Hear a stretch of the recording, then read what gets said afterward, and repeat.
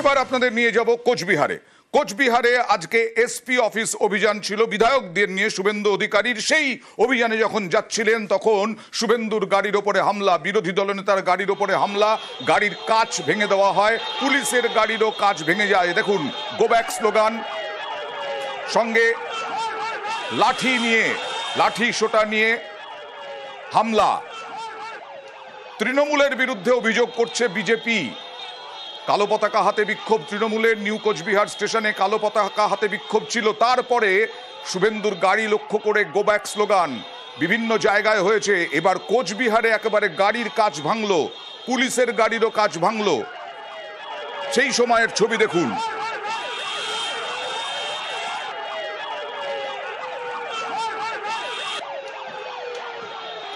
কথা বলবো প্রতিনিধি শুভঙ্করের সঙ্গে। শুভঙ্কর, বেশ খানিকক্ষণ আগে এই ঘটনা ঘটেছে। এই উত্তেজনা, রাজনৈতিক উত্তেজনা প্রায় শুরু হলো বলা যায়, কারণ যে হুমকি হুঁশিয়ারি দুই নেতার মুখেই, শুভেন্দু অধিকারী এবং উদয়ন গুহ। দেখো, একেবারেই তোমাকে জানিয়ে রাখি যে কোচবিহারের বিভিন্ন এলাকায় বিজেপি বিধায়কদের উপর হেনস্থা করা হচ্ছে। সেই অভিযোগ তুলেই কোচবিহারের পুলিশ সুপারের সঙ্গে দেখা করার কর্মসূচি ছিল শুভেন্দু অধিকারী। কোচবিহার শহরে ঢোকার মুখে তিনি যখন খাদ্রাবাড়ি চৌপতি এলাকা দিয়ে ঢুকছিলেন, সে সময় সেখানে তৃণমূলের বিক্ষোভ কর্মসূচি ছিল। কয়েক হাজার তৃণমূল কর্মী কালো পতাকা ঝান্ডা নিয়ে দাঁড়িয়েছিল। শুভেন্দু অধিকারীর কনভয় ঢুকতেই সেখানে কিন্তু প্রথমে গো ব্যাক স্লোগান, কালো পতাকা দেখানো হয়, বিক্ষোভ দেখানো হয়।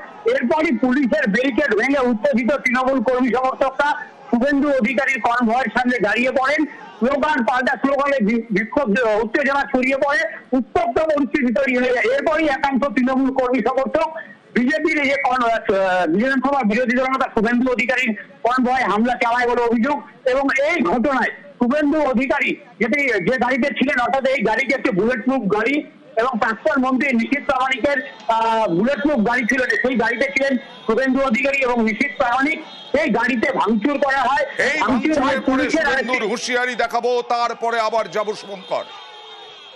মেরে ফেলার জন্য আক্রমণ হয়েছে। আজকে এখানে এসেছি জলপাইগুড়ি সার্কিট বেঞ্চের অনারেবল জাস্টিস সৌগত ভট্টাচার্য মহোদয়ের অর্ডারে। আমরা তার কাছেই যাব। অ্যারেস্ট তো উদয়ন গুহকে আগে করতে হবে। কালকে এই খবর আমি পেয়ে governor, DGP, chief secretary, home secretary সবকে আমি দিয়ে এসেছি। পুলিশ বিরোধী দলনেতাকে খুন করতে চেয়েছিল। প্রত্যক্ষ খুনি যদি উদয়ন গুহ হয়, পরোক্ষ খুনি হচ্ছে ধৃতিমান ভট্টাচার্য। এই খুনির সঙ্গে কোর্টেই দেখা হবে।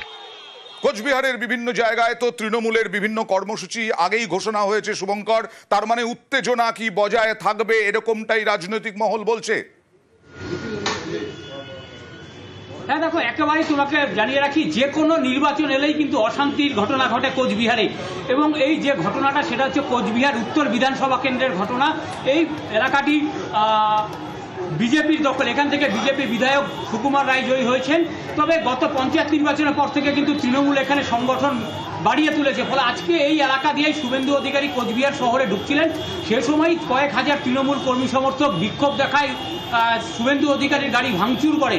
ফলে বলা যায় যে নির্বাচন এদিনের যা ঘটনা, সেই ঘটনা কিন্তু সেটাই বার্তা দিচ্ছে যে নির্বাচন যতই এগিয়ে আসছে ততই কিন্তু কোচবিহারে এই যে উত্তেজনা, রাজনৈতিক সংঘর্ষ, এ ঘটনা কিন্তু ঘটতেই থাকবে। আর তুমি সঙ্গে থাকো। উদয়ন গুহ ছাড়বার পাত্র নন। তিনি বলছেন বাংলা বিরোধিতা যারা করবে, বাংলা ভাষাকে যারা অপমান করবে, তাদের বিরুদ্ধেই বিক্ষোভ চলতেই থাকবে।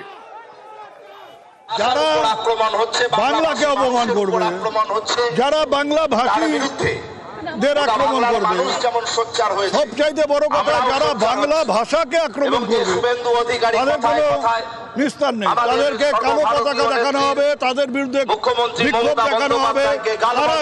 তারা যেখানে যাবে সেখানেই আমাদের প্রতিবাদ হবে। বিশেষ করে কুচবিহারের মাটিতে, কুচবিহারের বেশিরভাগ মানুষ অত্যাচারিত হচ্ছে বিভিন্ন রাজ্যে, বিজেপি শাসিত রাজ্যে।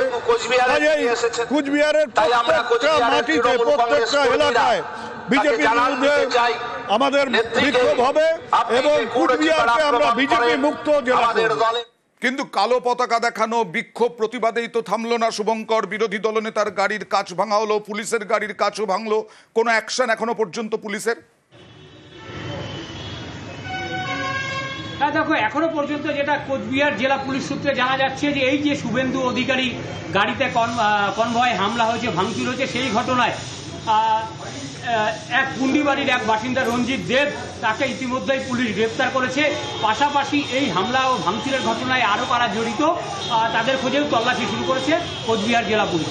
বেশ, দিনহাটা, কোচবিহার, মাথাভাঙা বিভিন্ন সময় উত্তেজনা, নির্বাচন এলেই সেই নির্বাচন আসছে 26-এর আগে বাংলা ভাষা নিয়ে আন্দোলনে তৃণমূল, আর কোচবিহারে বিভিন্ন বিক্ষোভ কর্মসূচি, আর আগে থেকেই এই কর্মসূচি ঘোষণা ছিল বিজেপির শুভেন্দু অধিকারীর নেতৃত্বে এসপি অফিস অভিযান।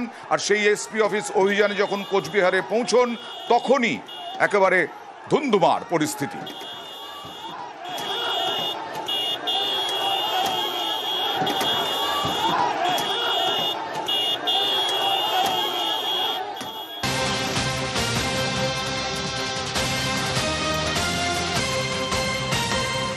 এবার রাজনীতির বাইরে অন্য খবর, সাধু বেশে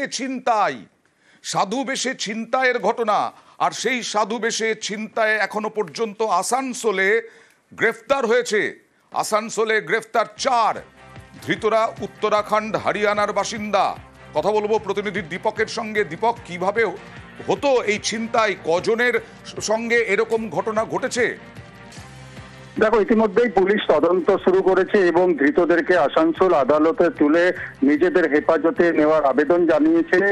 যে ঘটনা ঘটেছে চাঞ্চল্যকর ঘটনা, 19 নম্বর জাতীয় সড়কের পাশেই এক প্রাচীন মন্দিরে পুজো দিয়ে যখন মহিলারা ফিরছিল, তাদেরকে নিজেদের পরিচয় সাধু, উত্তরাখণ্ডের প্রসিদ্ধ সাধু বলে পরিচয় দেয় এবং তাদের সঙ্গে কথা বলতে শুরু করে।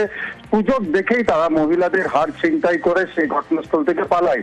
স্থানীয় বাসিন্দারা যেই গাড়ি ব্যবহার করে এসেছিল, যারা সাধু নিজেদের পরিচয় দিয়েছিল, সেই গাড়ির নাম্বার পুলিশকে জানালে সেই নাকাত তল্লাশির সময় সেই গাড়িকে আটক করে পুলিশ এবং 4 জনকে গ্রেপ্তার করা হয়, যারা নিজেদেরকে উত্তরাখণ্ডের প্রসিদ্ধ সাধু বলে পরিচয় দিত এবং মহিলাদের কাছে ছিনতাইয়ের ঘটনা ঘটেছিল। এই মহিলা ছাড়াও আর কোন কোন ঘটনার সঙ্গে এই বাইরের রাজ্যের যুবকরা জড়িত আছে বা ব্যক্তিরা জড়িত আছে তা কিন্তু নিজেদের হেফাজতে পাওয়ার পরই তদন্ত এগিয়ে নিয়ে যাবে। হরিয়ানা থেকে এসে এখানে ছিনতাই চালাচ্ছে।